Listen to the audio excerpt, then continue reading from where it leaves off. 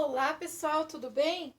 Vamos de leitura da Bíblia. Olha só, a gente está nesse tanto aqui, ainda tem tudo isso. A gente vai e a gente percebe, eu percebo que praticamente está sendo repetido. Moisés está, faz tempo já que a gente está lendo que ele vai ser recolhido, mas ele faz questão de repetir para a nova geração todos os preceitos, todos os mandamentos. Então aqui vai falar que a gente vai ler agora Deuteronômio 15, versículo 12. Libertados os servos hebreus. Aqui ele vai falar que a gente já falou sobre isso, mas vamos recapitular aqui que a gente está lendo a Bíblia toda. Se for vendido teu irmão hebreu ou irmã hebreia, 6 anos te servirá, mas no 7º ano libertarás. Então, se, por exemplo, esse casal de servo, eles têm uma dívida, e aí eles são vendidos para pagar aquela dívida. Eles vão trabalhar 7 anos para pagar aquela dívida de graça, só servindo para pagar a dívida. Depois de 7 anos, esse que comprou esse servo, ele vai despedir ele. E ele vai estar livre de toda a dívida.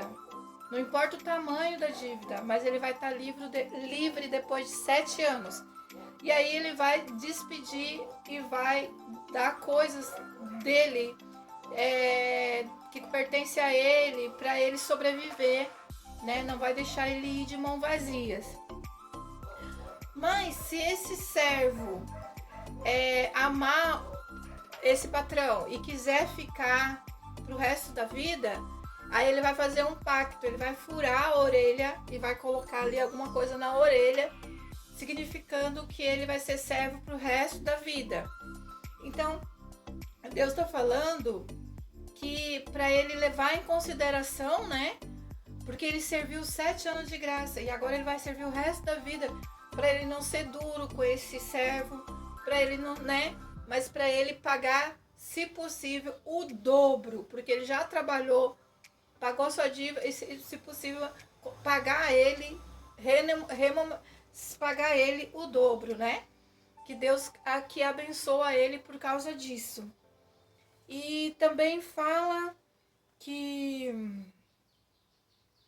não é para manter ninguém cativo. Se, por exemplo, se ele quiser, esse servo não quer ficar, mas ele não quer dar a ele o benefício dos 7 anos e quiser manter que ele para sempre trabalhando sem ele querer, ele tem que lembrar que Deus libertou ele do cativeiro e que ele não pode fazer ninguém cativo, porque ele foi liberto do cativeiro por Deus.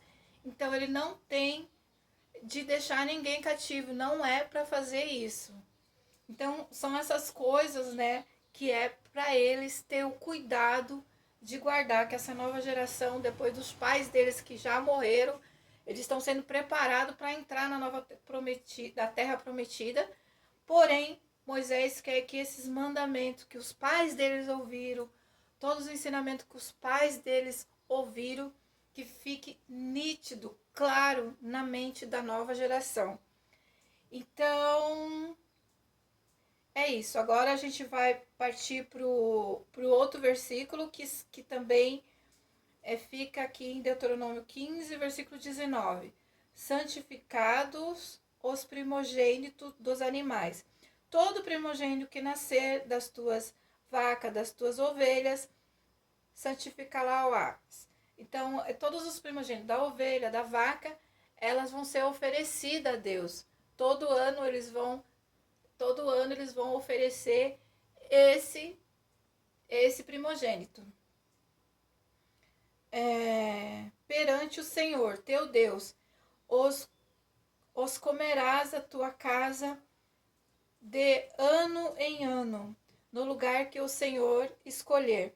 Eles vão na igreja todo ano, eles vão fazer essa celebração, vão levar os primogênitos do boi, da ovelha, e lá eles vão ter uma festa e eles vão comer na presença de Deus, que vão comer na igreja, na presença lá dos levitas, do tabernáculo, da casa de Deus. Eles vão comer lá na presença de Deus, vão fazer festa lá. Isso todo ano.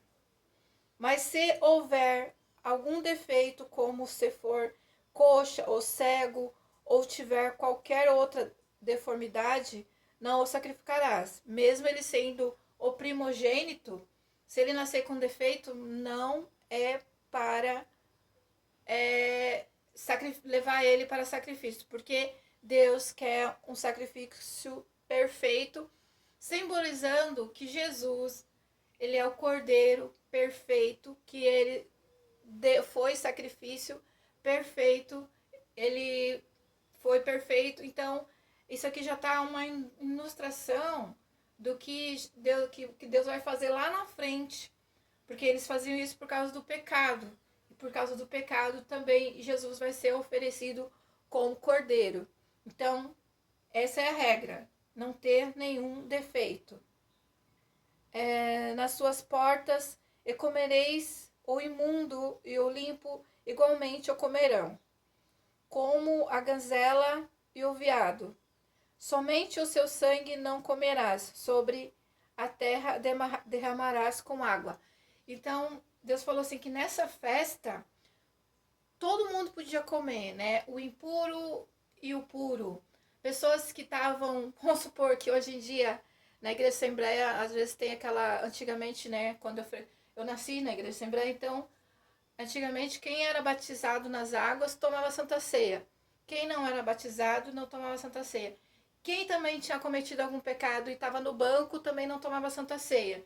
Então, esses, no caso daquela época, seriam os impuros, né?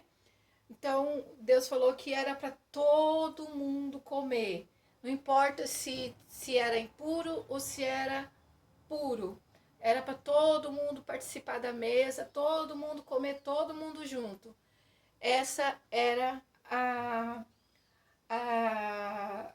o que Moisés estava falando para eles. Ficamos por aqui, pessoal. Na próxima a gente vai ler, já vamos passar para o Deuteronômio 16.